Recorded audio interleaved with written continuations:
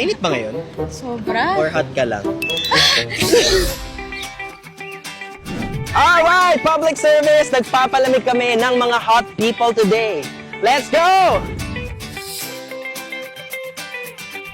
They say only hot people shop here sa Salcedo Market. So what we're gonna do is to do a heat check.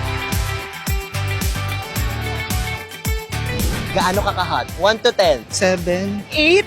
Mga 9 lang. 10. Wow! Parang nag-escalate na yung level, no? Ang gagawin natin, papalamigin ko yung pakiramdam mo. Uy! Wala pa. Di ba nagsa-start? It's called the Flex Breeze Hydro Go Portable Misting Fan.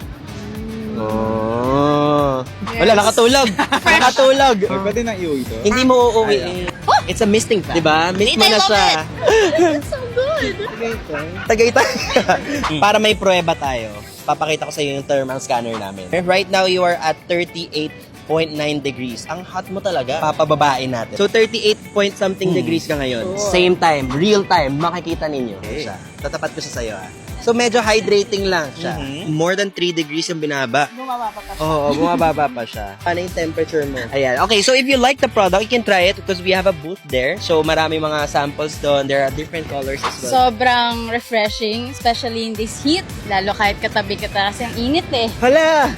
Hindi, tatabihan na kita. Uy, 38 degrees na ulit. Yeah, so it can cool your body down up to 3 degrees. You can try it later kasi mayroon kaming booth where you can do the cooling corner. Please buy this. It's life-changing. And we are done with the interview. Ang sabi ko lang ay sobrang perfect talaga to. Lalo na kung may mga adventures ka for the day, kahit saan ka pa, hindi ka maiinitan. Thank you so much sa mga hot people na naka-join sa amin today. And always remember to beat the heat with Shark Flex Breeze Hydro Go.